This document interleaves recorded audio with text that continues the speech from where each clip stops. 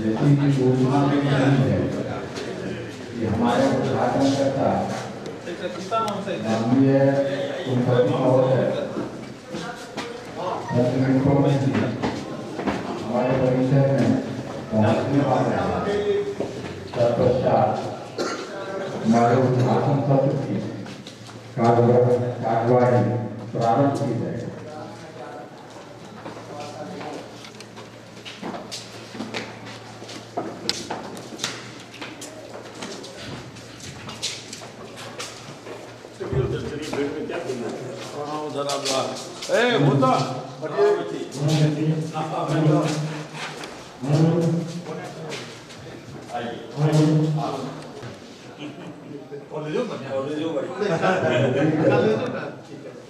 और भारतीय अर्थव्यवस्था बदलते प्रभाव एवं चुनौतियां कॉलेज के लिए सर कॉलेज इस 2 दिवसीय क्लास ठीक से होता है सेमिनार का कॉलेज उद्घाटन सत्र क्लास हमारे सेमिनार आयोजन समिति के जो सदस्यगण हैं उनसे आग्रह है कि जो अतिथि हमारे सेमिनार में भाग लेने के लिए हमारे परिसर में पहुंच रहे हैं उनको भी ससम्मान सेमिनार हॉल में बैठाने का कष्ट करें। इकोनॉमिक्स और रूरल इकोनॉमिक्स डिपार्टमेंट के सभी शिक्षकों से आग्रह है कि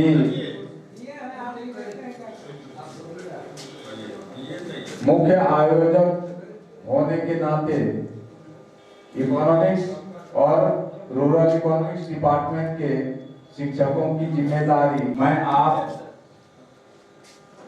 आप लोगों का हार्दिक स्वागत करता हूं। इसमें कपूर दे दिए हैं कपूर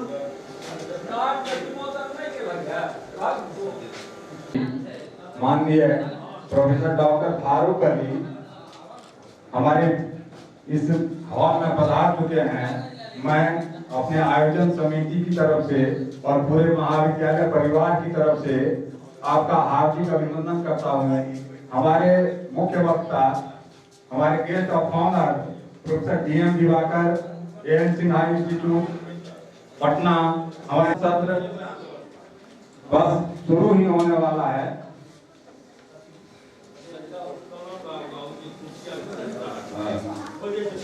सर से आग्रह है कि मंचासी करें सजदा बाबू नहीं करनी है। महाविद्यालय की जो छात्राएं यहाँ हैं वो बात नहीं करेंगी आपस में। माध्यम से राष्ट्र को संबोधित करते हुए कहा कि आज रात 12 बजे के बाद से 500 और 1000 रुपये के नोट लीगल टेंडर नहीं रहेंगे तो पूरा देश अवाक हो गया। इस घोषणा के बाद देश के आर्थिक सामाजिक क्षेत्र में जिस तरह की अफरा तफरी का माहौल पैदा हुआ उससे हम अनभिज्ञ नहीं हैं। मिला उसकी गहन समीक्षा करने की जरूरत के मद्देनजर यह सेमिनार आयोजित किया गया है।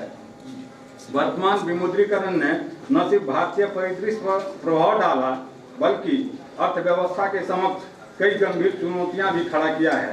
ऐसे ही यक्ष प्रश्नों का जवाब खोजने का एक प्रयास है आज का यह सेमिनार।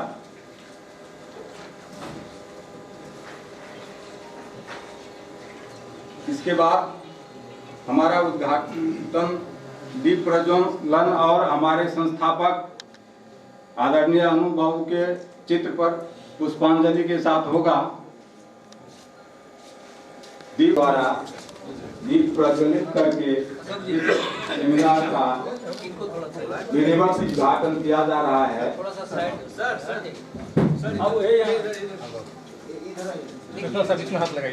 जोरदार तालियों से हम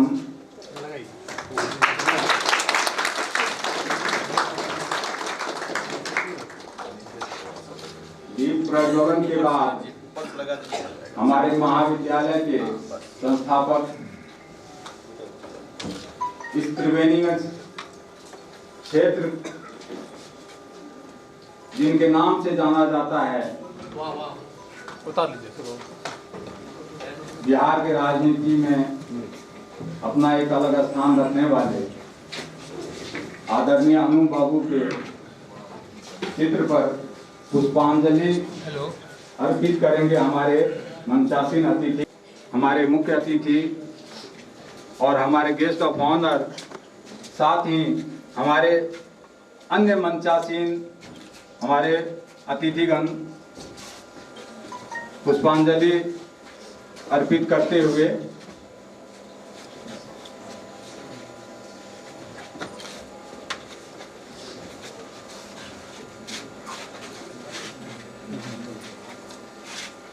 हमारे बीच हमारे महाविद्यालय शासी निकाय के सदस्य और हमारे अनुमंडल पदाधिकारी श्री विनय कुमार सिंह और हमारे अनुमंडल के पुलिस पदाधिकारी श्री जितेंद्र कुमार, भारतीय पुलिस सेवा, पुष्पांजलि अर्पित कर रहे हैं।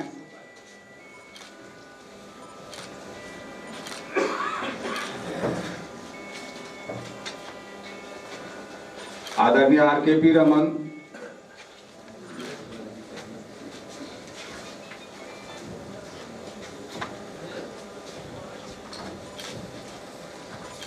डॉक्टर माधवेंद्र झा अनुभव के चित्र पर पुष्पांजलि करते हुए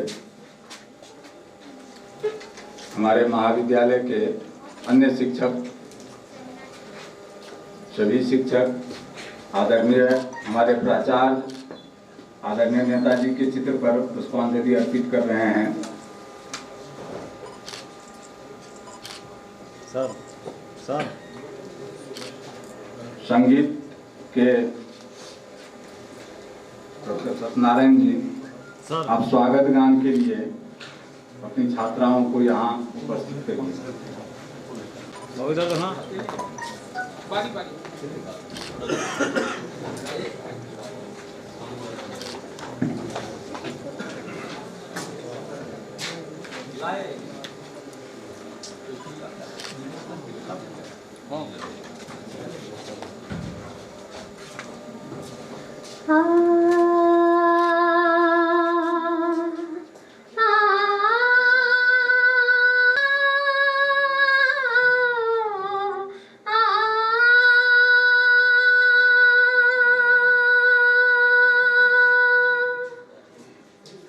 आप आए हमें एक निधि मिल गई, आप आए हमें एक निधि मिल गई, दीप दर्शन से दिल की कली खिल गई। आप आए हमें एक निधि मिल गई, दीप दर्शन से दिल की कली खिल गई। आप आए, आप आए, आप आए, आप आए, आप आए, हमें एक निधि मिल गई, दीप दर्शन से दिल की कली खिल गई।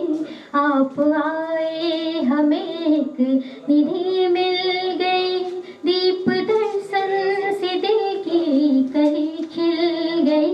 आप आए, आप आए, आप आए, कई पुण्य जन्मों का है दिन, करूं दिन ये नगमों का है, दीप दर्शन करूं दिन ये नगमों का है।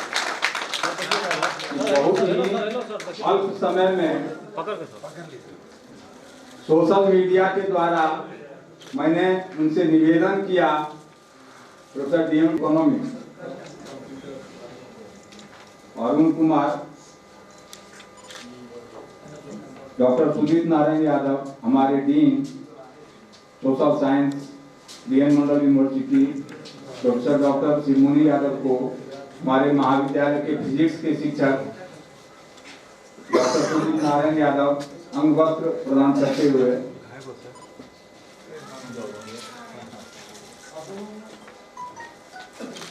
इसके बाद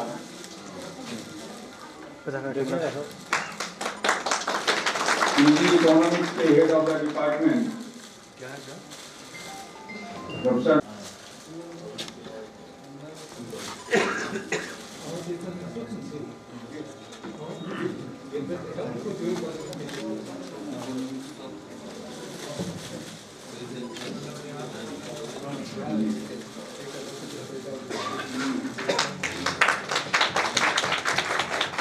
इसके बाद हमारे आयोजन समिति के सदस्य बॉटनी के असिस्टेंट प्रोफेसर अशोक कुमार, हमारे अनुमंडल पुलिस पदाधिकारी श्री जितेंद्र कुमार आईपीएस को बैच लगाते हुए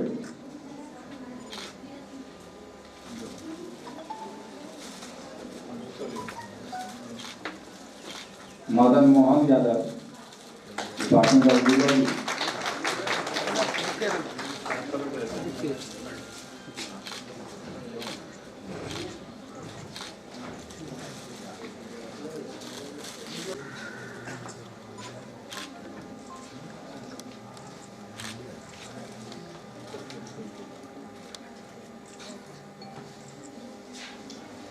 हमारे जियोग्राफी के head of the department Sudhir Prakash, हमारे मंच पे उपस्थित पूर्व प्रधानाचार्य कॉलेज प्रोफेसर कृष्णानंद यादव को, प्रोफेसर सैदा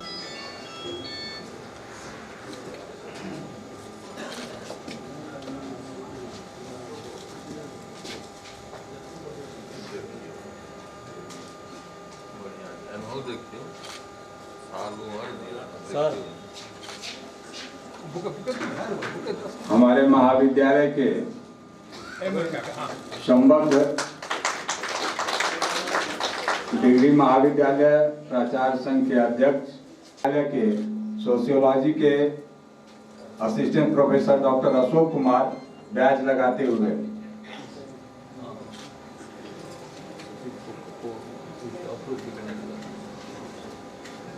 अफरोज आलम उर्दू के हमारे महाविद्यालय के assistant professor department of Urdu batch लगाकर उनका स्वागत करेंगे। अफरोज हमारे प्रधानाचार्य डॉक्टर जयदेव प्रसाद यादव को बैच लगाएंगे। हाँ सर, क्षमा प्रार्थी हूँ कि हमारे बीच हमारे समाया है जब से तुम नजरों में मेरी, इधर देखता हूँ हमारे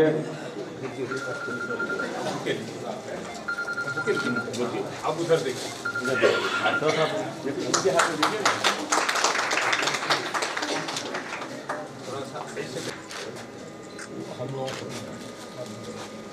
हमारे बीच संबद्ध महाविद्यालय संघ के प्रांतीय सचिव करन्ना महाविद्यालय के प्राचार्य डॉक्टर माधवेंद्र झा को बैच लगाकर और बुके प्रदान कर उनका स्वागत कर रहे हैं।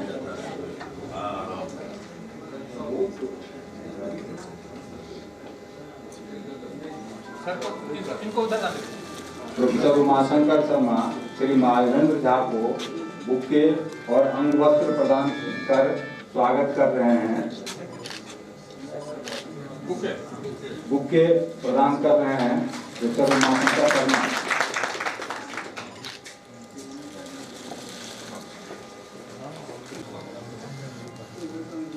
सुरेंद्र कुमार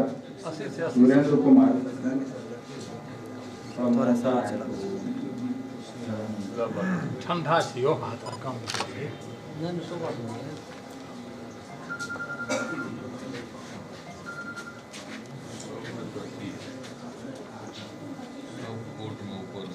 हाँ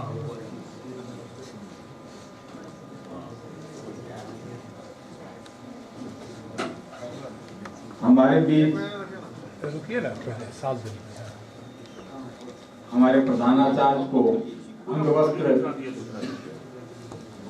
अंगवस्त्र प्रदान कर रहे हैं श्री सुरेंद्र कुमार।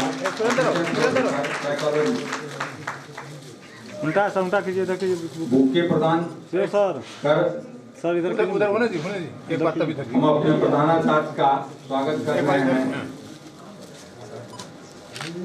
इसके बाद हमारे मीडिया के जो बंधु यहाँ उपस्थित हैं उनको हमारे मंचासीन अतिथियों और प्रतिभागियों के स्वागत भाषण के लिए हम आमंत्रित करते हैं डॉक्टर जयदेव प्रसाद यादव, प्रधानाचार्य अनुपलाल यादव महाविद्यालय। आपका स्वागत है।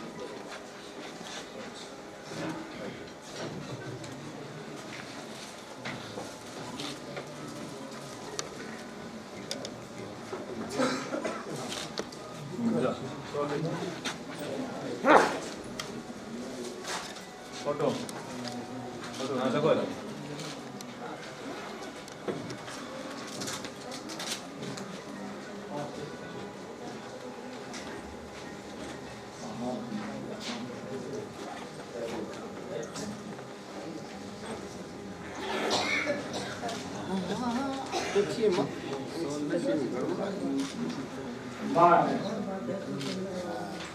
हमारे जो महाविद्यालय के सेमिनार के आयोजन समिति फोटो फोटो अरविंद कुमार जी का मैं स्वयं बैच और अनुपस्थित से इनका स्वागत करना चाहते हैं। जी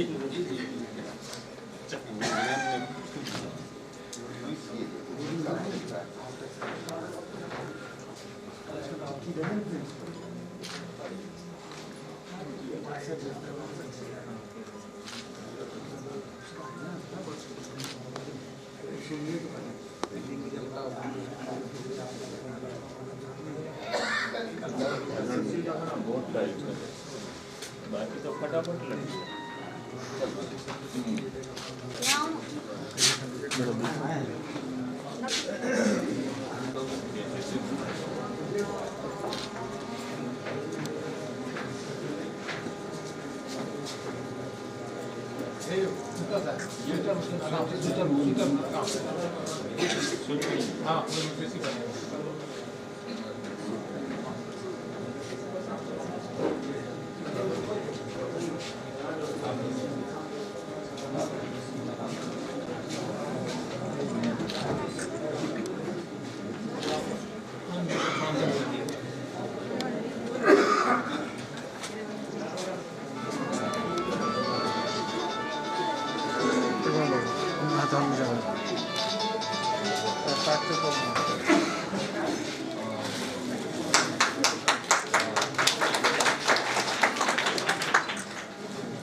यादव महाविद्यालय त्रिवेणीगंज के अर्थशास्त्र एवं ग्रामीण अर्थशास्त्र विभाग द्वारा आयोजित इस राष्ट्रीय सेमिनार में आप सभी मंचासीन अतिथियों सेमिनार के प्रतिभागियों का मैं इस पावन अवसर पर हार्दिक स्वागत करता हूं।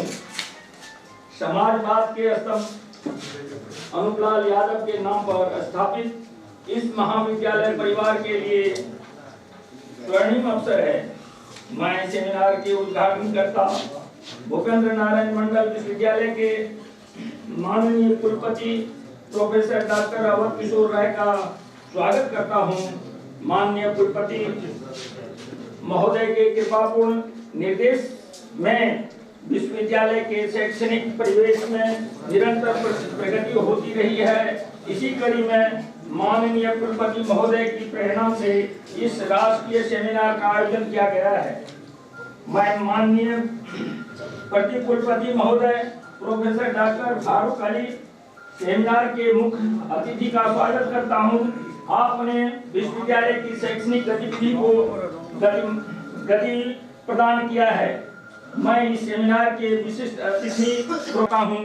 आप अर्थशास्त्र के मूर्धन्य विद्वान हैं।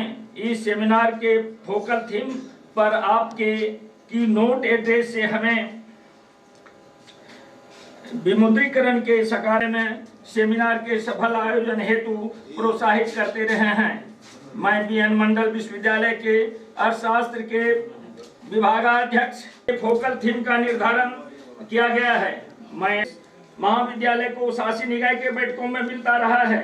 मैं स्वागत करता हूं अपने जांबाज आईपीएस डीएसपी साहब का, जिन्होंने आपके मार्गदर्शन में महाविद्यालय का वर्तमान स्वरूप निखर कर आया है। मैं स्वागत करता हूं अर्थशास्त्र के प्रख्यात विद्वान सैदा बाबू का, जिन्होंने आयोजन समिति में इस सेमिनार में उपस्थित होकर के हम लोगों का मनोबल को बढ़ाया है। मैं स्वागत करता हूं विश्वविद्यालय से आए हुए अन्य पदाधिकारीगण का। मैं स्वागत करता हूं विभिन्न महाविद्यालय के प्राचार्य, हमारे मधेपुरा कॉलेज मधेपुरा के प्राचार्य डॉक्टर अशोक कुमार का, जिन्होंने सेमिनार आभार व्यक्त करता हूं श्री माधवेंद्र झा जी का।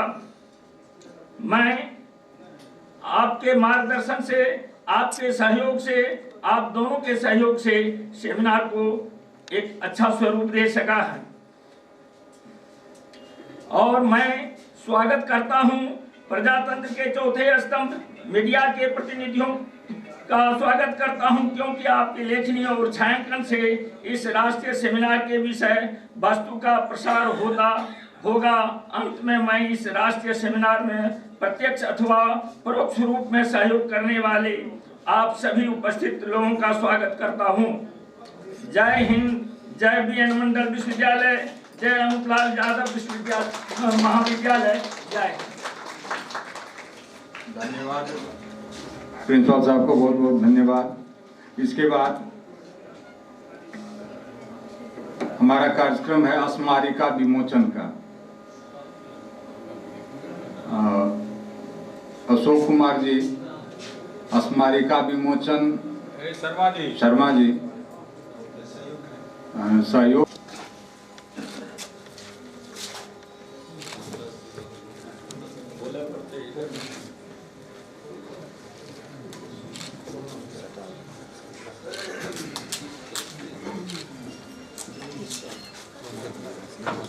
स्मारिका विमोचन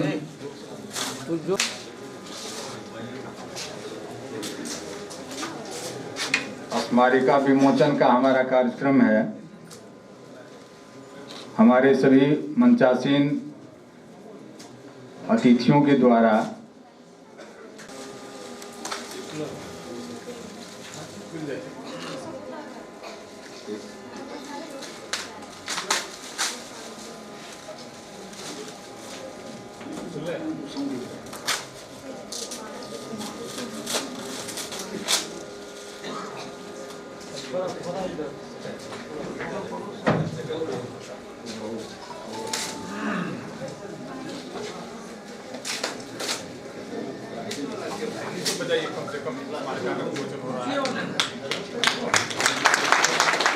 हमारे आयोजन समिति के द्वारा प्रकाशित की गई स्मारिका का विमोचन हमारे उद्घाटनकर्ता एवं हमारे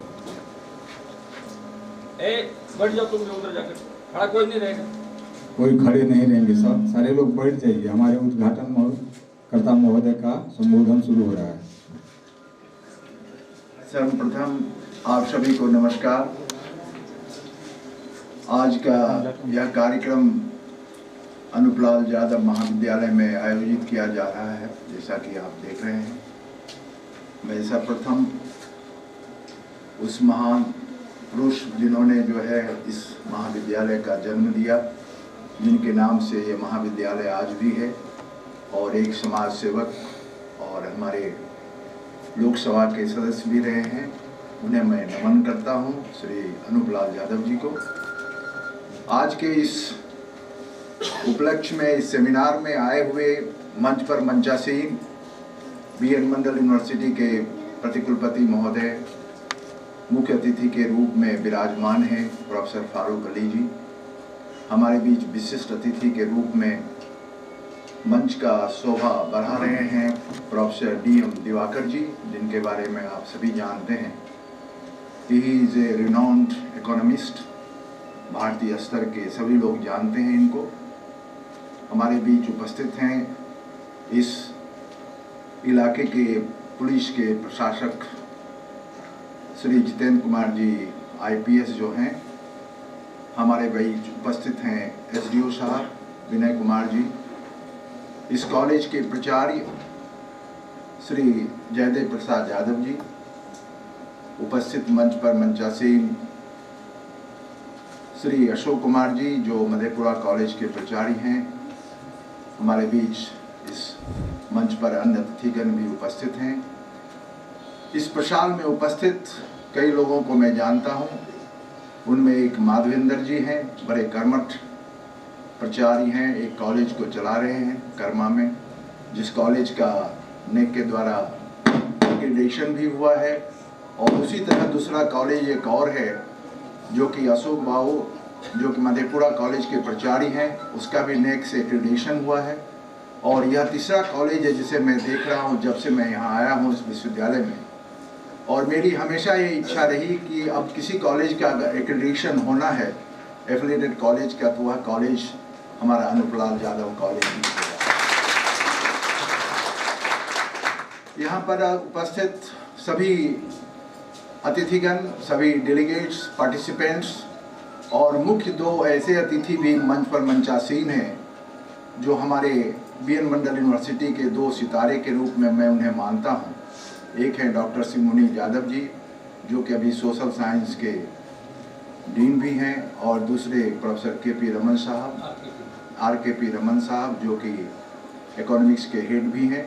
यहाँ उपस्थित सारे छात्राएं ही अधिक नज़र आ रही हैं, छात्र कम नज़र आ रहे हैं, फिर भी छात्र एवं छात्राओं एवं मीडिया के बंधुगण, आज का जो विषय का चयन किया गया है इस महाविद्यालय के द्वारा या आयोजन कर्ता के द्वारा, मैं समझता हूं कि आज के समय यह बहुत सामयिक है। आपको पता होगा कि विमुद्रीकरण, डिमोनेटाइजेशन जिसे हम कहते हैं, वो कोई नई बात नहीं है, पहले भी हुआ था। 1969 में भी हुआ था, 1978 में भी हुआ था, 2005 में भी हुआ था। लेकिन 2016 के 8 नवंबर को जो किया गया डिमोनेटाइजेशन अपने आप में एक अभूतपूर्व एक डिसीजन था, एक निर्णय था जो पूरे भारतवर्ष को हिला दिया। लोगों को समझ में नहीं आई कि रात को एक बार की ऐसा क्यों निर्णय लिया गया कि 500 और 1000 के नोट को बंद कर दिया गया। लोगों में चिंता का विषय हो गया। अपने अपने ढंग से अर्थशास्त्री अपने अपने ढंग से इसे देखने लगे कि आखिर ऐसा क्यों हुआ। और सरकार से जब पूछा गया तो सरकार ने इसका जवाब ये दिया कि काले धन पर रोक, भ्रष्टाचार को रोक, तस्करी को रोक, नशाबंदी पर रोक, नशा को जो होता है उसको रोक कर लगाने के लिए, सारी विधायों को रोकने के लिए और देश को उन्नति के शिखर की ओर ले जाने के लिए यह एक डिसीजन, एक निर्णय लिया गया जो अपने आप में अभूतपूर्व है।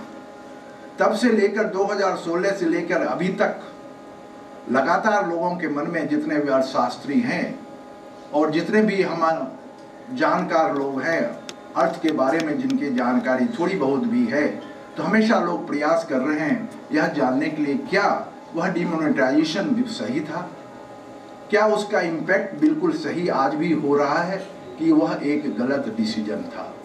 अभी भी एक प्रश्नवाचक चिन्ह है हमारे आपके सामने। और बाद में जब GST लगाया गया तो उसने भी और इस प्रश्नवाचक चिन्ह को और मजबूत कर दिया।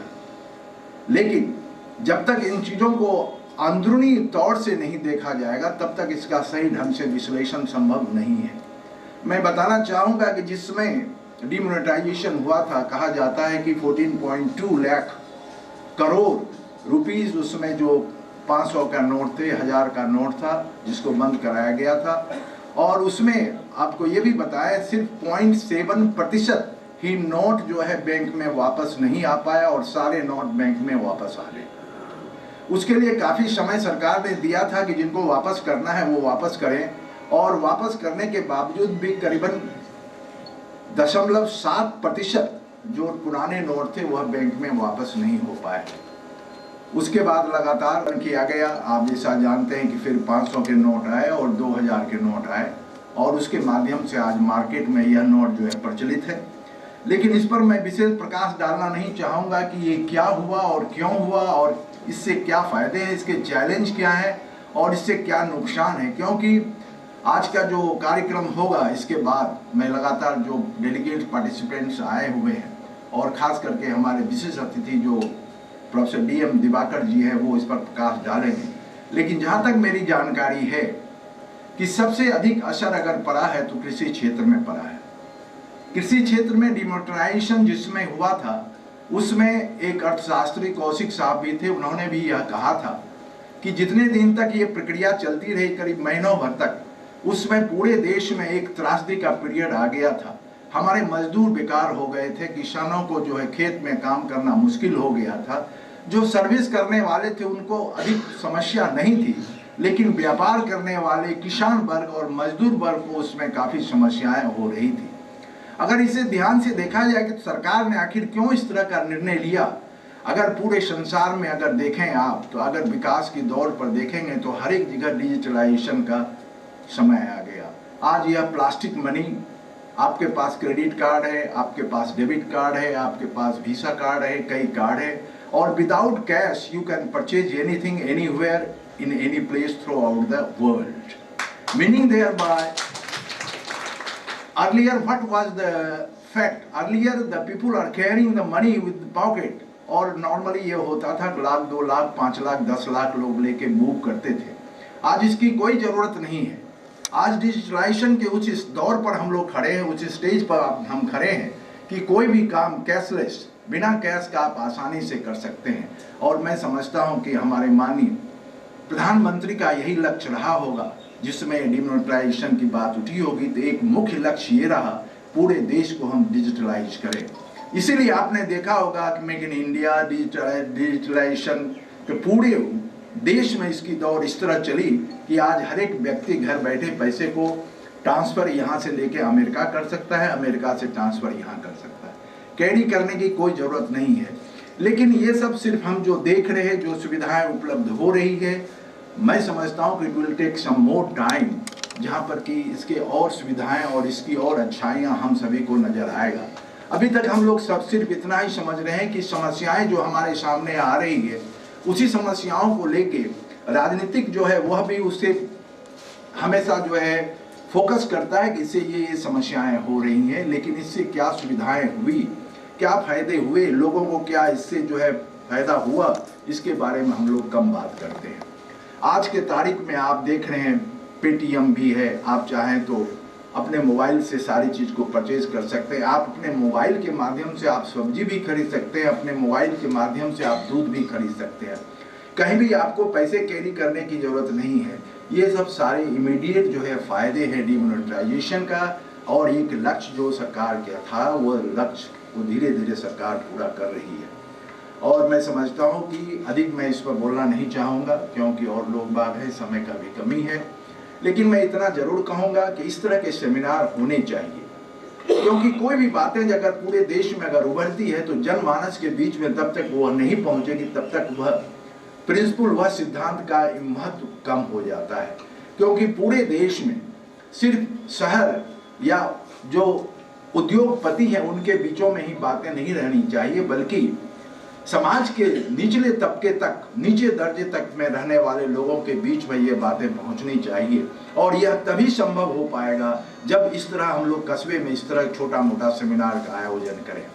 और मैं बधाई देता हूं इस कॉलेज के प्राचार्य को, पूरा आयोजनकर्ता को, जितने भी ऑर्गेनाइजिंग कमेटी में मेंबर हैं, या यहाँ के स्टूडेंट को और यहाँ की जनता को जिन्होंने इनको मदद किया, हमारे जयदेव साहब को, और जो यह एक सेमिनार का आयोजन ये शुरू किए हैं। और यह एक अच्छी पहल है कि जिसके माध्यम से हम दुनिया में जो हो रहा है और हमारे देश में जो चीज़ें हो रही हैं, जो एक चर्चा का विषय है, उस चर्चा के विषय को हम जनमानस के बीच में लाए और यह बहुत अच्छी पहल है।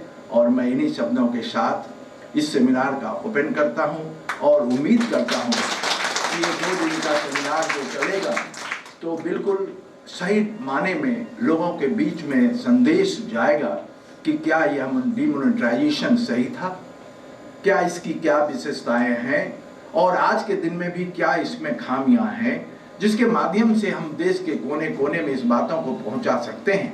इस सेमिनार के माध्यम से इसमें ये खामियां अभी भी हैं, जिससे सरकार भी अपना ध्यान इस ओर दे और समाज भी सोचे कि डिमोनेटाइजेशन जो किया गया यह सही है या गलत है। क्योंकि अभी भी हम लोग उधेड़ बुन में पड़े हुए हैं और हमेशा उधेड़ बुन में इसलिए पड़े हुए हैं कि अपनी बातों को हम कम समझते हैं और सोचते हैं, दूसरे के बातों पर अधिक ध्यान देते हैं। अगर अपने दिल पर हाथ रखकर देखें कि क्या यह सही स्टेप था, तो आपको लगेगा नहीं, बिल्कुल सही स्टेप था। कम से कम ये तो जरूर हुआ कि हर एक व्यक्ति स्वतंत्र है, पॉकेट में पैसा लेके चलने की जरूरत नहीं है, एक कार्ड आपके पास है, वह भी अब सुरक्षित हो गया है, उसमें भी डिजिटलाइजेशन, उसमें भी चिप्स लग गए हैं, अब कोई भी उसको कॉपी नहीं कर सकता है। आपके एटीएम कार्ड और पेटीएम से या वीसा कार्ड से या और किसी कार्ड से कोई दूसरा व्यक्ति पैसा निकाल भी नहीं सकता है। तो ये सब सारी चीजें हैं, ये सुविधाएं उपलब्ध है और इस सुविधाओं के माध्यम से ही कोई देश विकास कर सकता है और हम विकास की ओर लगातार प्रयत्नशील हैं और मुझे उम्मीद है कि आने वाले दिनों में इसके और अधिक फायदे दिखेंगे। मैं इन्हीं शब्दों के साथ पुनः आयोजनकर्ताओं को और जो हमारे जितने भी यहाँ इसमें प्रतिभागी हैं, जो हमारे यहाँ पार्टिसिपेंट्स हैं या डेलीगेट्स हैं या मीडिया के बंधुगण हैं, सारे लोगों को मैं धन्यवाद देता हूँ इस बात से कि इस 2 दिवसीय सेमिनार को आप लोग सफल बनाने का प्रयास करें और मुझे उम्मीद है कि यह जरूर सफल होगा। इन्हीं शब्दों के साथ पुनः आप सभी को बहुत बहुत धन्यवाद, सफलता महोदय का, जिन्होंने अत्यंत ही सारगर्भित भाषण, उद्घाटन भाषण के लिए बहुत ही व्यवहारिक तरीके से विमुद्रीकरण के बारे में अपनी बात कहने के लिए बहुत बहुत आभार माननीय कुलपति महोदय का। इसके बाद सबसे महत्वपूर्ण सेमिनार का जो सबसे महत्वपूर्ण हिस्सा होता है वह होता है की नोट एड्रेस, जो हम सभी जानते हैं। और ये हमारा सौभाग्य है कि हमारे बीच हमारे guest of honour professor DM Diwakar AM Sinha institute Patna से चल के आए हैं, जो हमें की नोट एड्रेस करेंगे अर्थशास्त्र के बहुत।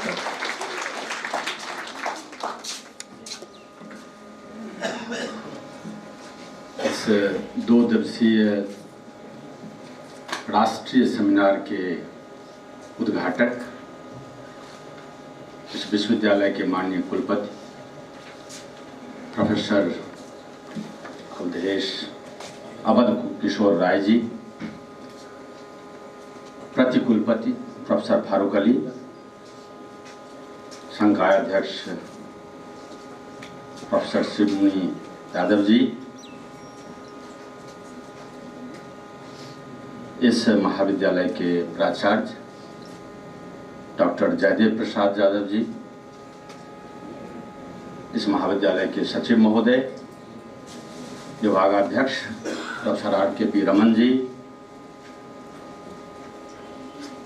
हमारे अनुमंडल के पुलिस पदाधिकारी श्री जितेंद्र कुमार सिंह जी, अनुमंडलाधिकारी सदस्य शासी निकाय श्री विनय कुमार जी, प्रोफेसर सच्चिदानंद यादव जी, माधवेंद्र जी, डॉक्टर अशोक कुमार जी, इस आयोजन के सूत्रधार डॉक्टर अरविंद कुमार राय जी, सभा में उपस्थित हमारे अकादमिक जगत के साथीगण, छात्र छात्राएं, मीडिया के प्रभारीगण, ये हमारे लिए बहुत ही सौभाग्य की बात है कि आपके बीच इस महत्वपूर्ण आयोजन में शामिल होने का अवसर मिला है। कि भारत में कौन सी परिस्थिति आई जिसके कारण से डीमोनेटाइजेशन या विमुद्रीकरण या आम बोलचाल की भाषा में कहें तो नोटबंदी लागू।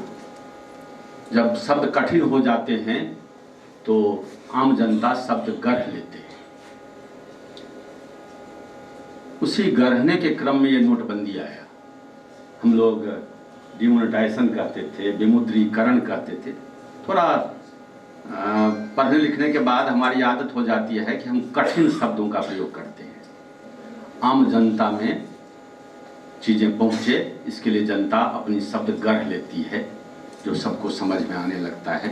तो इसलिए नोटबंदी सबसे अधिक प्रचलित हुआ। विमुद्रीकरण प्रचलन में नहीं आया, नोटबंदी प्रचलित हुआ। और ये नोटबंदी हुई, मैं आपको बताऊं कि वह दिन था, हम घर से लौट रहे थे। महात्मा गांधी सेतु पुल पर जाम लगा हुआ था। अचानक से रेडियो पर संवाद शुरू हुआ 8 नवंबर 2016 को 8 बजे कि आज से 500 और 1000 के जो मुद्रा है, नोट है, ये हमें उसके तरफ नज़र नहीं गया। मुझे लगा कि रेडियो में कुछ बात हो रही है। वहाँ से निकल के जब पटना शहर में आया तो हर एक एटीएम पर लंबी लंबी कतार दिखी, तो भी समझ में नहीं हुआ। लगा कि शायद कुछ छात्र आए हैं, उन लोगों की परीक्षा वरीक्षा होगी, तो अपने लिए कुछ नई जगह पर आते हैं। ठीक कहा माननीय कुलपति महोदय ने कि अब लोग पैसा लेकर नहीं चलते, लेकिन ये विमुद्रीकरण के बाद नहीं हुआ है। पहले भी हम लोग पैसा लेकर नहीं चलते थे, उस पर बाद में आऊँगा। घर पहुँचा, टीवी खोला तो दिखा कि भाषण चल रहा था कि अब ये लीगल टेंडर नहीं रहा। अचानक से ऐसा हुआ, ये समझ में नहीं आया। अर्थशास्त्र का विद्यार्थी हूँ, थोड़ा बहुत अंदाज लगाता रहता हूँ चीज़ों को, लेकिन अचानक से ऐसा कुछ होगा, ऐसी परिस्थिति तो देश की नहीं थी। बावजूद इसके हमारे प्रधानमंत्री जी ने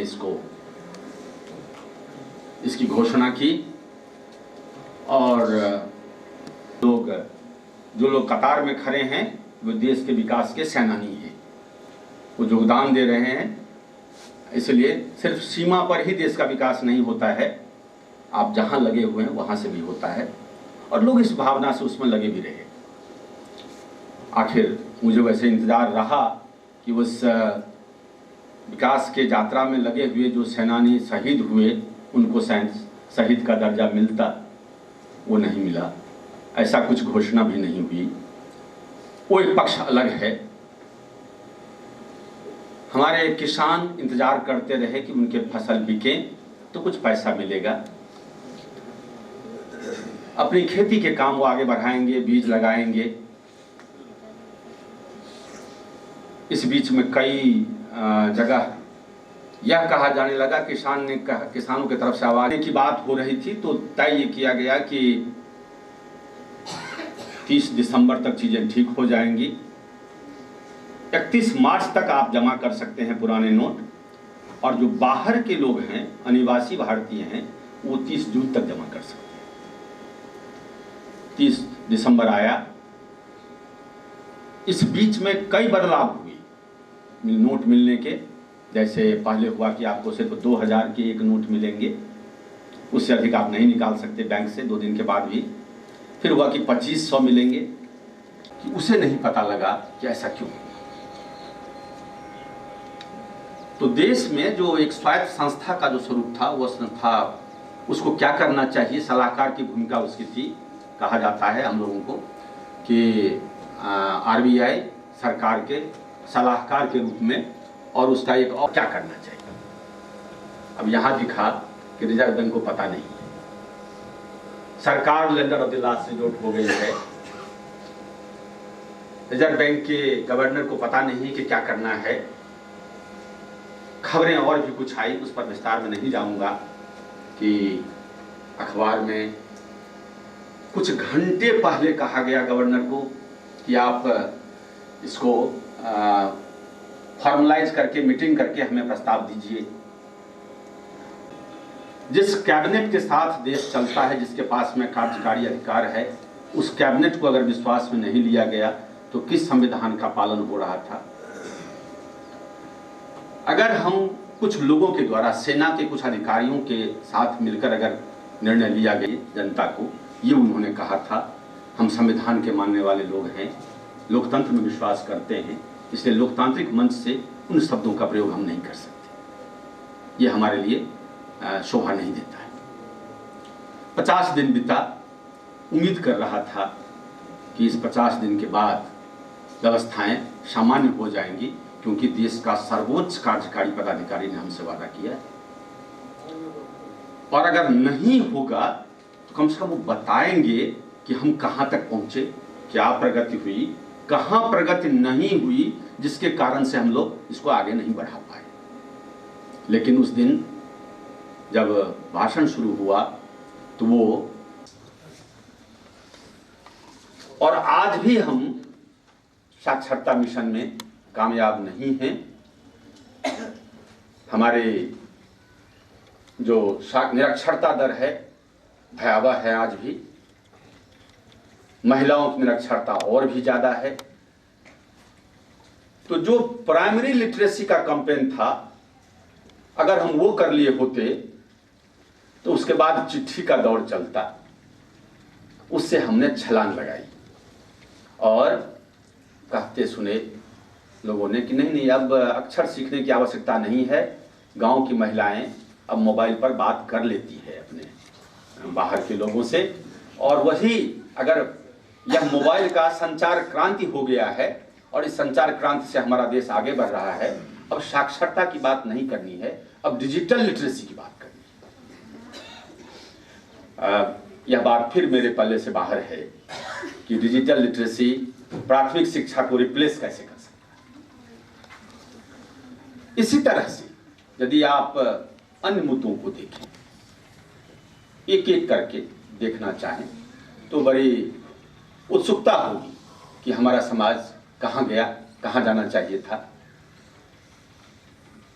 एक अर्थशास्त्र की, एक मौद्रिक अर्थशास्त्र की एक किताब है, हम लोग इंटर और ग्रेजुएशन में पढ़ते थे उसको, अभी भी हम सबों को याद होगा। क्रॉथर की एक किताब है, an outline of money. Money is a matter of function for a medium, a measure, standard and store. कविता की तरह हम लोग याद करते थे कि मुद्रा की 4 प्रमुख कार्य होते हैं। यह एक विनिमय का माध्यम है, दूसरा money is a medium, function for a medium, a measure. दूसरा कि कोई किसी चीज का क्या दाम होना चाहिए वो तय करते हैं आप उससे। एक ही तरह की चीजें सबकी होगी तो उसका एक मानक होगा उसका। ऐसा नहीं होगा कि भारत का 1 रुपया मधेपुरा में 8 आना हो जाएगा और दिल्ली में 75 पैसा होगा, ऐसा नहीं होगा। वो कन्याकुमारी से कश्मीर तक वो 1 रुपया ही रहेगा।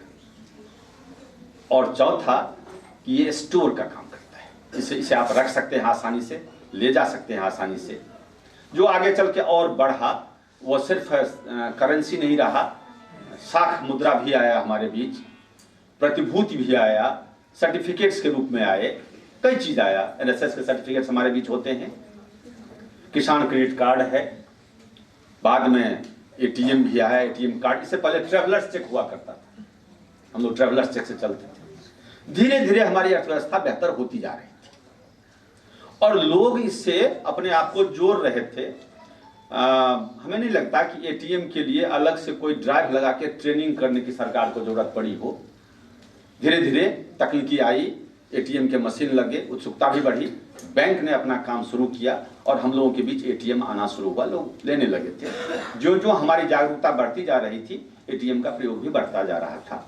ये बात दिगर है कि हमारे किसानों को डीजल के लिए, खेत सिंचाई के लिए डीजल शायद नहीं मिलता था, लेकिन इलाके में एटीएम चलाने के लिए डीजल का उपयोग होता। सोचना होगा ये कि वहां हमें एटीएम जरूरत था या हमारे लिए डीजल जरूरत था खेत की सिंचाई के लिए। वो विसंगति हमारी आज से नहीं रही है आज़ादी के बाद से लगातार ये विसंगति रही है कि हमें क्या हमारी प्राथमिकता है उसकी तरफ हम कम ध्यान दे रहे हैं, क्या तकनीकी रूप से हम छूट न जाएं, इस पर हम इस होड़ में हम अधिक रहते हैं और नतीजा निकलता है कि हम उत्पादन केंद्रित तकनीक की तरफ बढ़ते हैं, रोजगार केंद्रित तकनीक की तरफ हम नहीं जा पाते।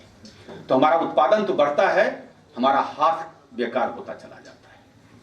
हमारे हाथ में कुशलता के साथ हमारा रोजगार बढ़ता, इसके तरफ हम नहीं करते रहे हैं और ये आज नहीं, शुरू से हम नहीं करते रहे। विदाउट कैबिनेट के कॉन्फिडेंस के डिसीजन का, विदाउट आरबीआई के कॉन्फिडेंस के डिसीजन का एक मजबूत नमूना हमारे सामने आया। डिसीजन हम ले सकते हैं।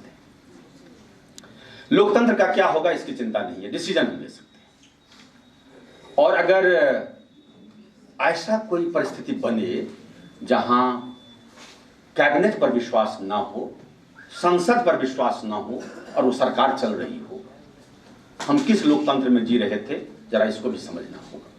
बहुत भयावह स्थिति है। लेकिन जब ये डिमोनेटाइजेशन के लिए जब हम देखते हैं तो जिस तरह से हमने कहा कि क्रॉथर को हम याद करते हैं, उसी तरह हम केन्स को भी याद करते हैं।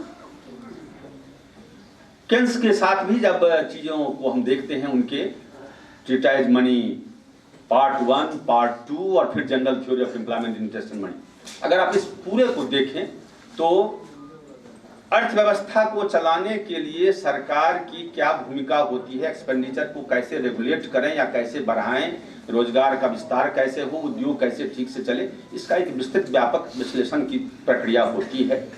और संतुलन बनाने के लिए रोजगार की प्रमुखता का भी ध्यान रखा जाता है, क्योंकि इफेक्टिव डिमांड उसी से जनरेट होता है।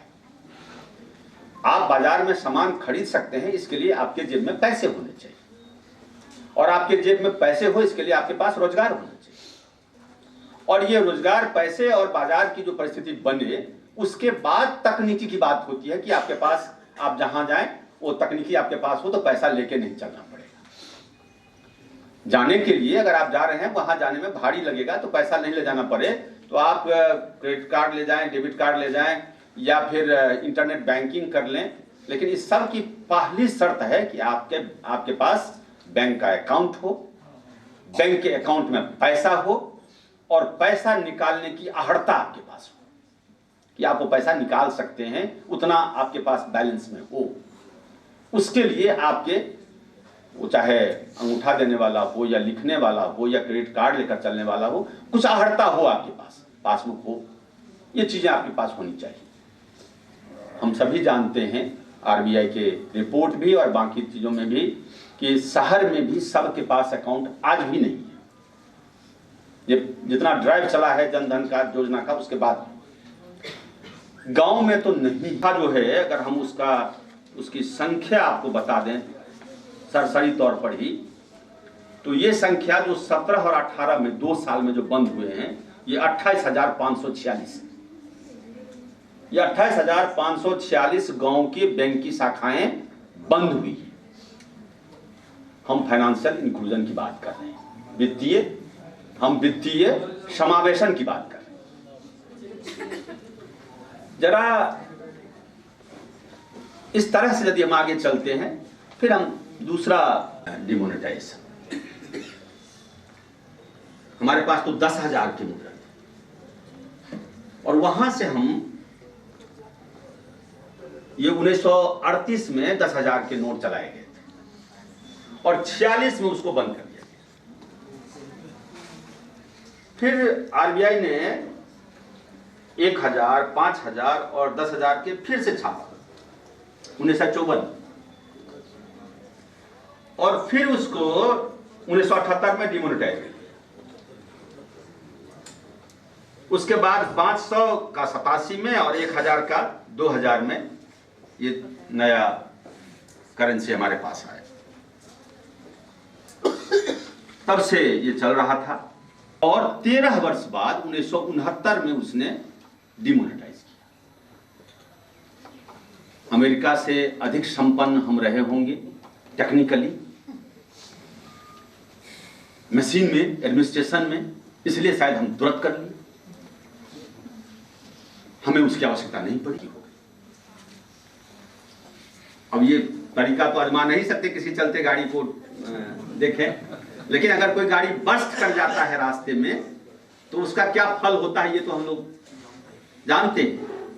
तो गोली लगने से बस्ट होता तो क्या होता वो आगे फिर उसका अनुमान लगाया जा सकता था यदि हम उसको देखते।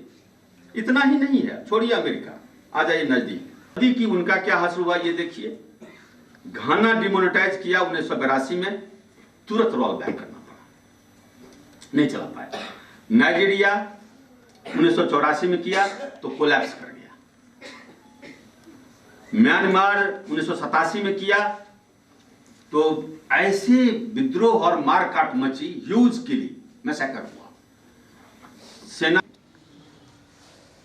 रिजर्व बैंक के नोट पर लिखा होता है कि आई ओ यू, जितना भी उस पर अमाउंट रहता है वो कहता है कि आई ओ यू, इतना रुपया हम धारक को अदा करने का वचन देते हैं। संविधानतः यदि आपने उस वचन को नहीं माना तो वो सरकार रहने लायक है क्या? कोई इतना रखा हुआ था हमारे इस काम पर, मैं ऐसे मौके पर हमको नहीं दिया। हम कल्चरल सेंस भी भूल गए। गंभीरता से सोचिए इस पर। आरबीआई की ऑटोनॉमी तो कंप्रोमाइज हुई ही। आ रहा हूं फ्यूचर पर अगर सीमा हो। और अमाउंट्स देख लीजिए, ये तो सिर्फ नंबर दिखा रहा है। अमाउंट्स देखिए, 2015-16 में 200 अरब का था फ्रॉड, 2016-17 में 250 अरब का, और 2017-18 में 450 अरब का। ये भ्रष्टाचार कम हुआ। यदि हम कह रहे थे कि बहुत जो थे हमारे पास नकली मुद्रा थी, तो आरबीआई की रिपोर्ट कहती है कि 99.3% वापस आ गए। जो 0.7 नहीं आए उसमें भी जो अनिवासी भारतीय को आपने नहीं स्वीकार किया उनके पैसे, या हम में से जिनको आपने समय दिया था मार्च तक और दिसंबर में ही हमें मना कर दिया कि आप हमारा नहीं देंगे, कई ऐसे लोग बाद में रोते बिलखते रहे, उनका पैसा जमा नहीं हुआ। तो जो आरबीआई ने कहा था कि मैं धारक को अदा करने का वचन देता हूं,